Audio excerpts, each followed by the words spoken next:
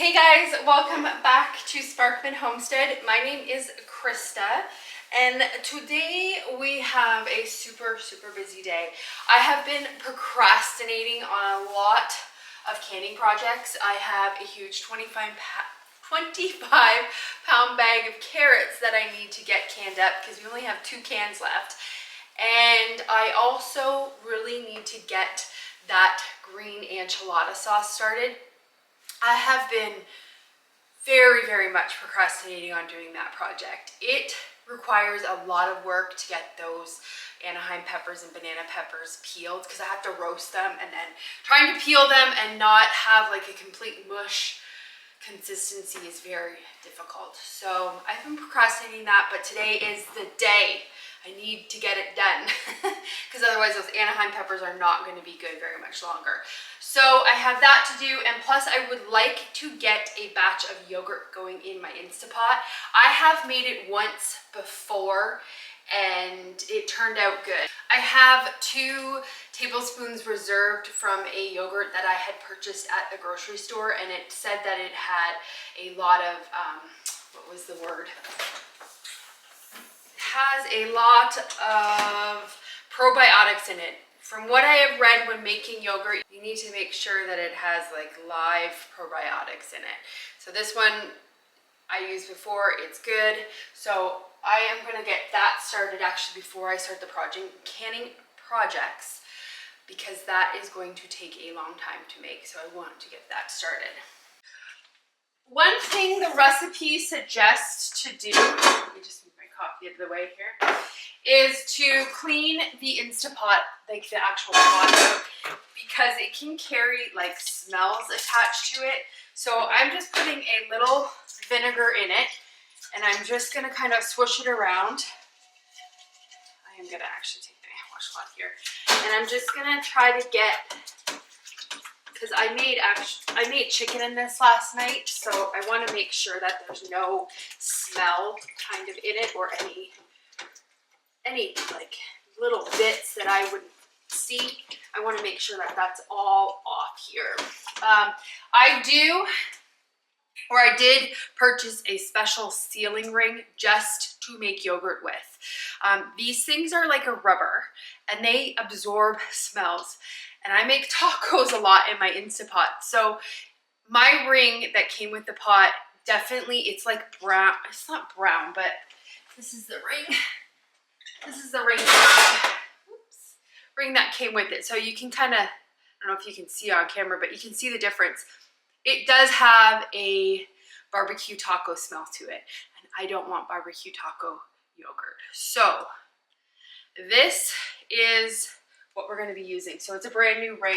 I've actually already run that through the dishwasher. This is clean now. Hopefully it will not taste like barbecue chicken. We're going to plug this in. I eventually want to buy like a separate one of these also, just to make yogurt with. That way I kind of know that that's the only thing that it's being used for. So what we are going to use is, it calls for half a gallon of milk. This is the milk that we got yesterday from the Amish, so I am going to use, well, it's half of it, so I'm going to use this. This is half a gallon. So it says to bring the milk, or to boil the milk. I'm sorry I'm cut off here. I'm just trying to show you guys this. It says to bring the milk to a boil in the Instapot. So I am going to pour the milk into here, and then I am going to close the lid.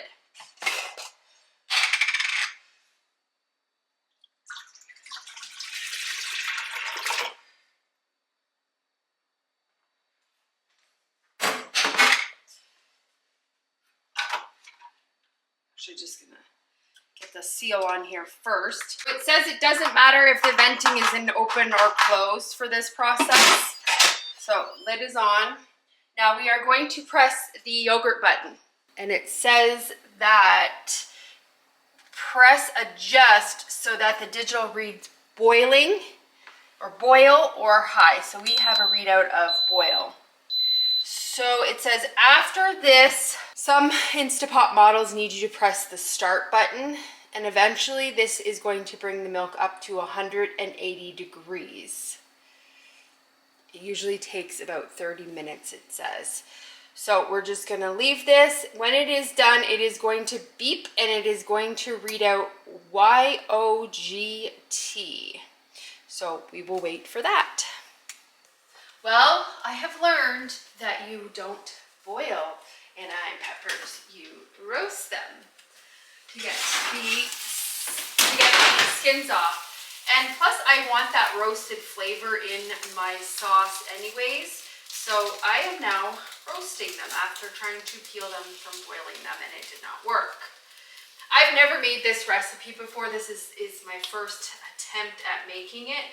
So it's an experiment, and I am actually going to be kind of changing it a bit. It calls for 12 cups of peeled and diced chili peppers. So I'm using anahime in this situation, which it's fine to use in this recipe. But I have found, like, this is already half of my anahimes, and it is only at like 2 cups. So I am going to, like I said in my garden tour, I am going to try to use some banana peppers in this just to kind of add as a filler. And I think I might even add some green tomatoes. I'm just trying to bulk it up so that I have the 12 cups, and green tomatoes I think would be perfect in this. So I'm going off the recipe. I am pressure canning this, and it has a very long pressure canning time. So it will be fine for me to sub in the green tomatoes. So yeah, we're experimenting today with this recipe. Oh, and the other thing too, this recipe doesn't call for any jalapenos, or it doesn't have anything spicy in it. So I think I might throw in a couple jalapenos just to add a little kick of spice. Because this sauce would be an extremely mild sauce. It's a green enchilada sauce. So it would be really mild if it didn't have some type of spice in it. So I think I am going to throw in a couple jalapeno peppers. Our yogurt has boiled, and I took it out, and it's come down to 116 degrees. So now what I have to do is just temper the starter. Oh, I also removed the film off the top. So it says to take half a cup of the warm milk, and then whisk in your starter, which in this case is going to be the 2 tablespoons of this yogurt.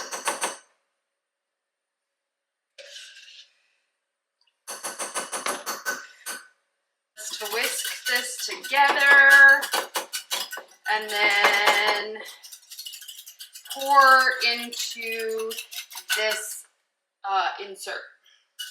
It's good. So now I'm just going to whisk in here. Inserts back in. We're putting the lid back on. Again, it doesn't say it matters about the venting thing.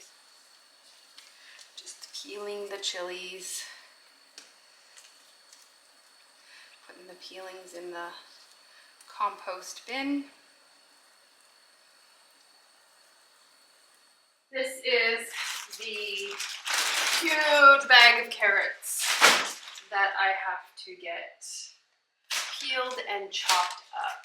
I did not anticipate that enchilada sauce taking, I think I've been at it for now 2 hours trying to get those peppers peeled. I knew it was going to be a lot of work, but hindsight, I should have did the carrots first and had them in the pressure cooker while I was getting the peppers prepared, but it is what it is. So I need to start getting these peeled and chopped up, and then when I get the enchilada sauce out of the pressure canner, then I can just put these in pressure canner next. I am just throwing some green tomatoes, and I put 3 tiny little jalapenos in this, so it'll have just a little bit of spice, not a lot, but I'm going to get these roasted up because that is what we are looking at so far, and it needs 12 cups, so I need to have more fillers. I can safely say, without an ounce of hesitation, I will never make this recipe again. It is now 12 noon. I started this at, I believe it was 7:30 or 8 o'clock this morning, and I now just finished peeling these Anaheim peppers and green onions. It is so labor intensive, which I knew it was gonna be, but holy man, I didn't think it was gonna be that long. So I'm gonna find a different green enchilada sauce recipe that doesn't require me to peel like hundreds of Anaheim peppers. So right now I am just sauteing. I put some avocado oil in here, and I am sauteing white onion. Just says to saute it for 5 minutes. And then add the garlic and the spices. I'm just peeling carrots right now while that sautés. Trying to get started on that project. Yeah, that's crazy how long it takes to get all those peppers. Calls for 14 cloves of garlic. Again, I don't have cloves, so you know, probably. But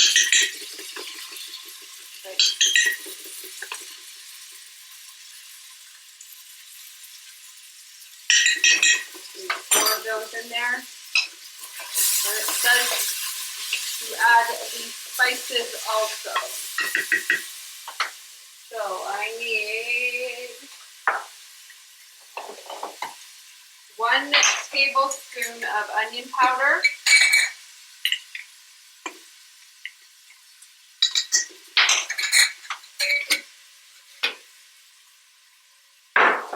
1 tablespoon of garlic powder,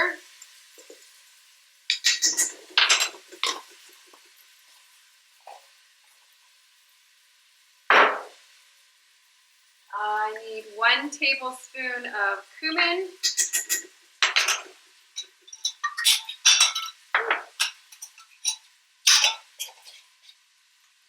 and 2 tablespoons of Mexican oregano.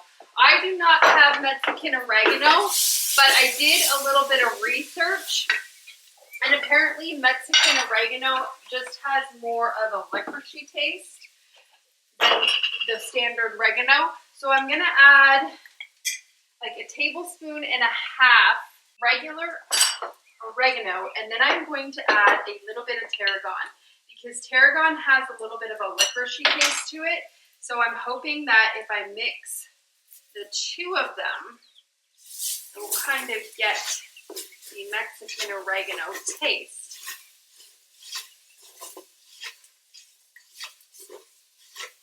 Oh, I also need to add 1 tablespoon of salt and just 1 tablespoon of salt. Just using Redmond's salt. And it says to cook it again for 3 more minutes and then add the chilies.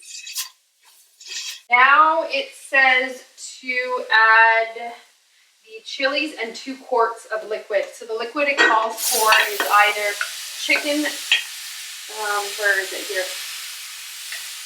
Either chicken broth or water. So I am going to use my homemade chicken bone broth. I feel like this burner is really hot.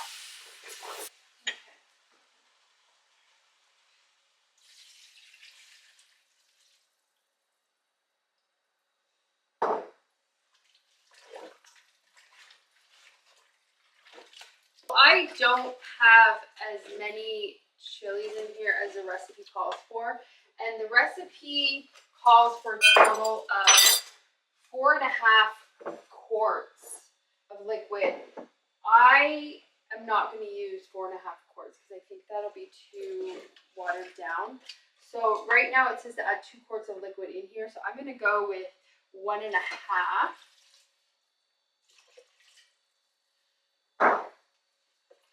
And then it says to cover and cook on medium heat for 10 minutes.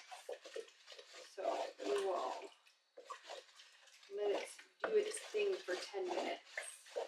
Next step is we have to puree this. It says to do it in a couple of batches so that it doesn't overflow.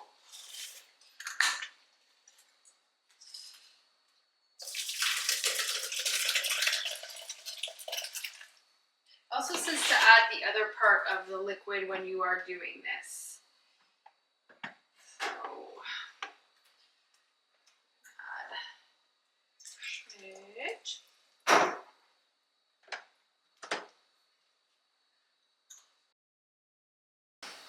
Okay, and then I have to return it to the pot. I don't need that big pot that I was using. Ooh, I kind of sprayed it all over the wall. Okay, let's wipe that down.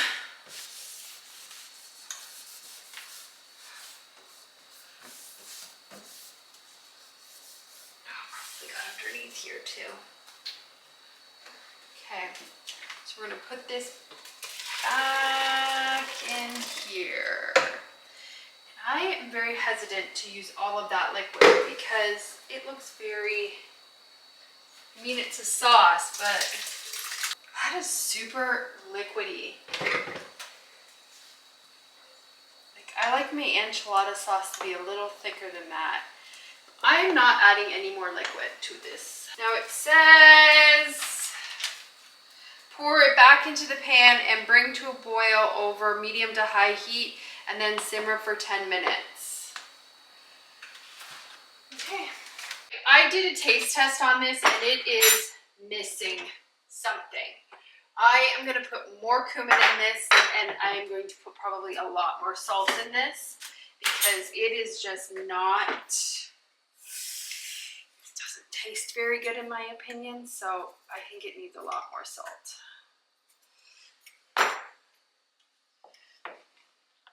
And I also think it needs more cumin.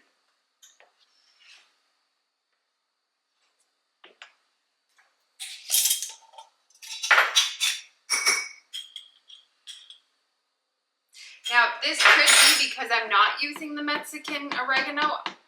I doubt it. And it also could be because I put banana peppers in it and they don't have the same flavor profile. So that could have been a mistake, but make do. The salt was definitely way better.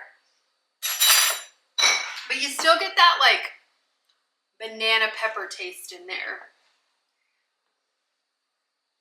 I don't know how to take that bite off of it.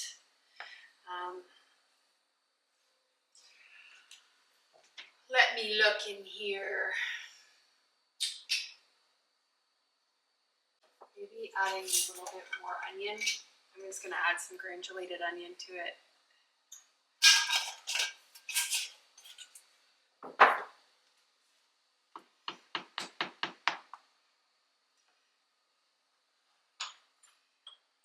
feel like more cooking.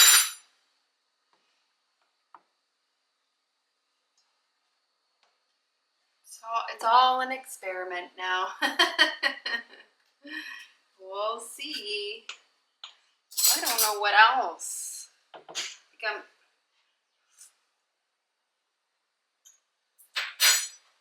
That's good.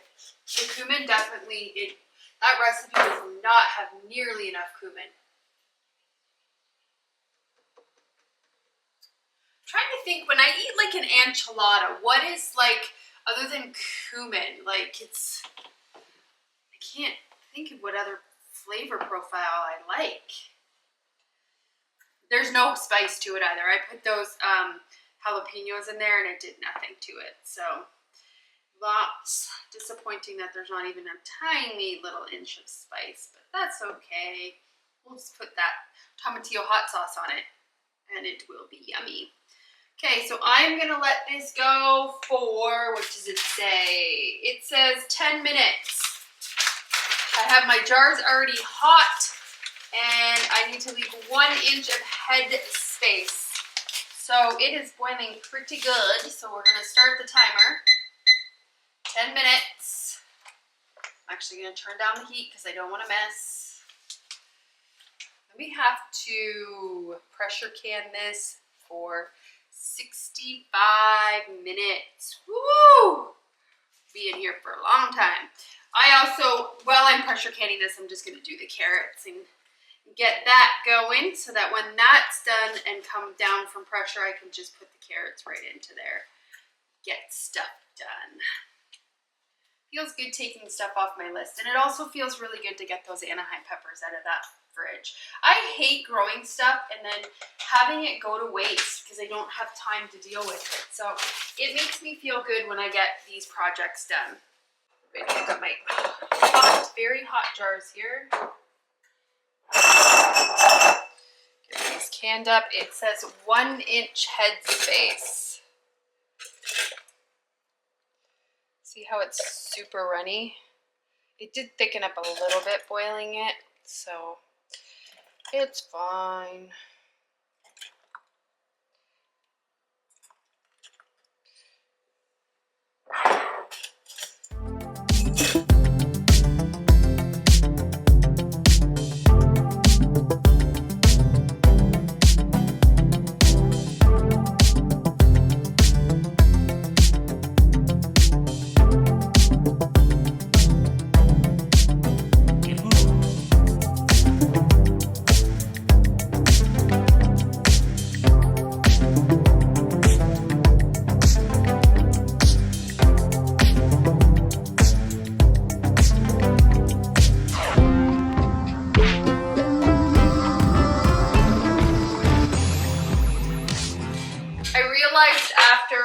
Can these that I probably should have did these in quart jars because this probably will not be enough for one meal, but it is what it is. I already started it, so pint of cheese. Just gonna get this lid on and get this coming to pressure. I need to take a little tiny break from peeling carrots. My hands are orange and I need to get this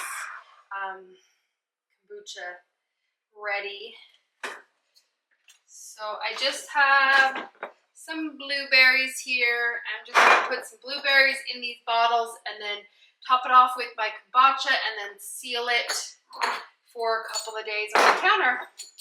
I might actually mix a little bit of lemon juice in with these.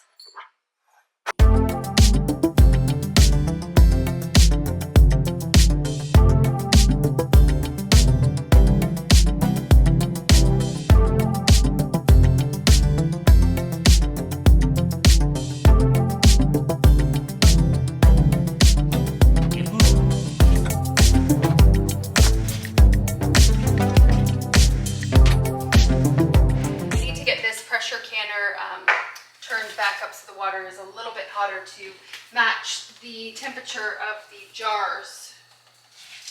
First I want to just rinse off this counter from making that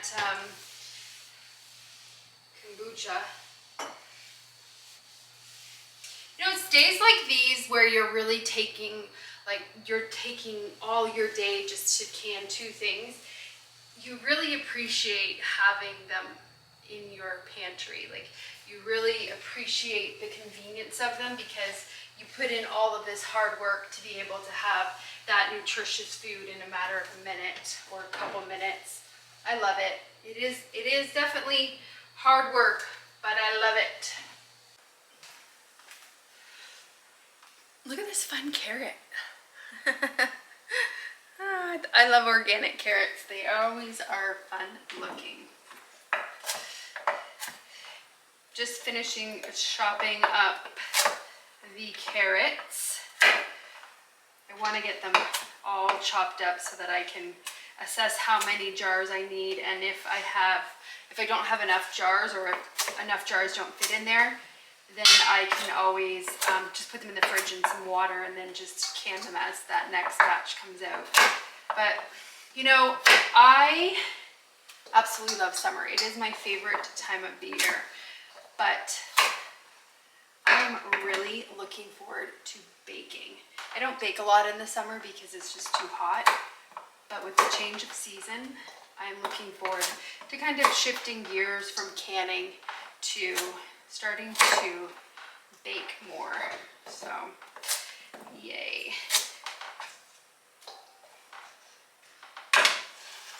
I gave the chickens most of the scraps from the carrots, but I am going to save them. And there was actually a couple carrots in that bag that weren't really good. Some of the bag got a little bit wet being at the bottom of that fridge. That fridge is a little leaky, so some of the carrots are kind of not in the best shape, but that's fine. I am going to save all of these, put them in a bag, and then I will put them in the freezer, and I will pull them out when I'm like making chicken stock or beef stock, which I actually have to make some chicken stock fairly soon, so these will get used up. My freezer space is kind of at a premium right now, so I don't have a lot of it, but I do need these for stock, so I have to make room for it. I love this big bowl. This is the book that I am using today to can the carrots.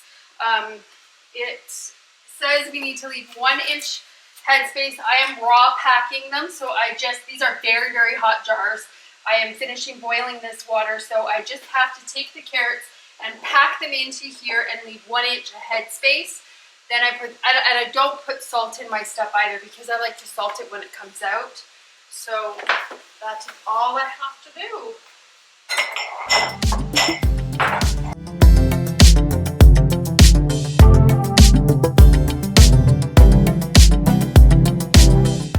Probably going to have to do 2 rounds of this.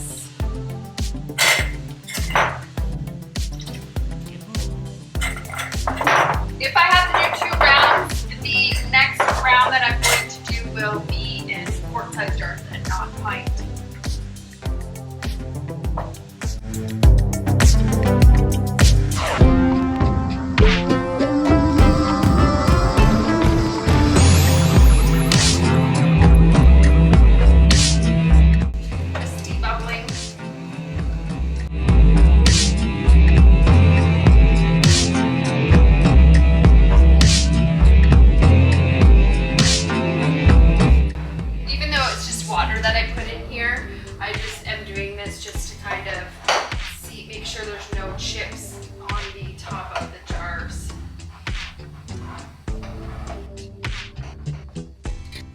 One benefit to doing this size is that I can double stack my pressure canner, so I can fit more in. When I do quart sizes, I think it can only fit 7 jars in.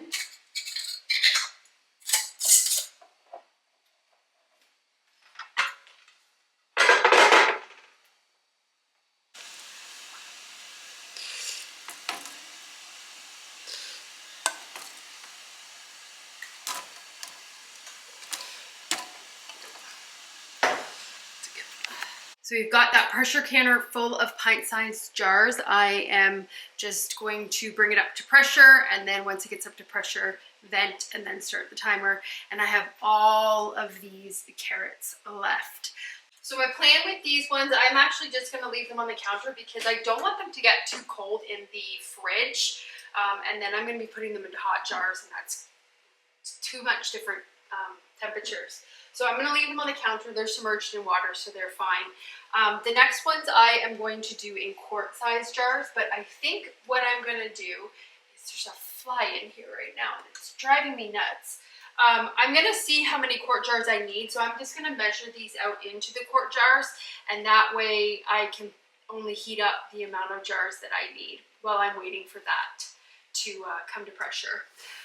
All right, so I just checked my yogurt, and I don't think you can really see, but it is ready. So it says to leave it at room temperature for 2 hours. It says you can't put it in the fridge because it causes it to get really liquidy. So I'm just gonna leave it set out here for 2 hours, and then after 2 hours, hopefully it'll be at room temperature, and then before I go to bed tonight, I can just put it in the fridge, and then it will chill. I think, what did it say? It says chill at least 6 hours, so I'll put it in the fridge tonight, and then it will be ready in the morning. I'm excited. I got my quarts of carrots now in the pressure canner. I'm actually just waiting for it to come up to pressure. I got my pints out. The yogurt is in the fridge. I have my kitchen all cleaned up. Time for bed. Thank you so much, guys, for watching, and I hope you enjoyed this video. If you did enjoy it, give it a thumbs up and subscribe. Again, it means a lot to me that you are watching these videos. Have a great day, guys, and I'll see you on the next video. Bye, guys.